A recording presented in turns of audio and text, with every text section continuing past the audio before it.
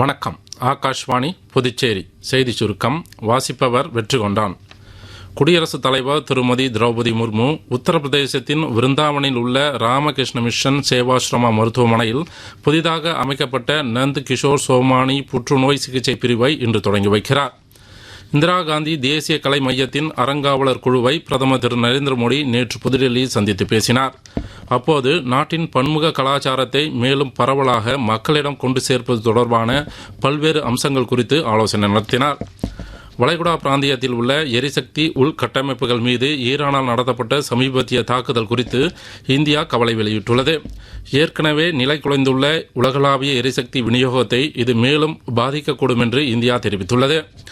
உலகின் முக்கியமான எண்ணெய் போக்குவரத்து வழித்தடங்களுக்கு பாதிப்பு ஏற்படுத்துவதன் மூலம் உலக நாடுகளுக்கு அழுத்தம் கொடுக்க ஈரான் முயற்சிப்பதாகவும், ஈரானின் இத்தகைய முயற்சிகள் ஒருபோதும் வெற்றி பெறாது என்றும் இஸ்ரேலிய பிரதமர் திரு பெஞ்சமின் நெத்தன்யாகு தெரிவித்துள்ளார்.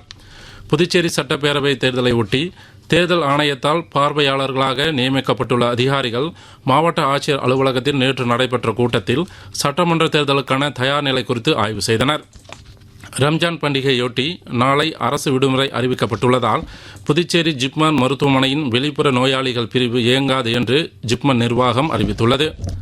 மன்னார் வளைகுடா முதல் தெற்கு உள் கர்நாடக வரையிலும் உள் தமிழகம் மற்றும் அதனை ஒட்டிய கேரள பகுதிகளின் மேல் ஒரு வளிமண்டல கீழடுக்கு சுழற்சி நிலவுவதால் தமிழகத்தின் ஒரு சில இடங்களிலும் புதுவை மற்றும் காரைக்கால் பகுதிகளிலும் இன்றும் நாளையும் மழை பெய்ய வாய்ப்புள்ளதாக சென்னை வானிலை ஆய்வு மையம் தெரிவித்துள்ளது. இத்துடன் இந்த செய்தி சுருக்கம் நிறைவு பெறுகிறது.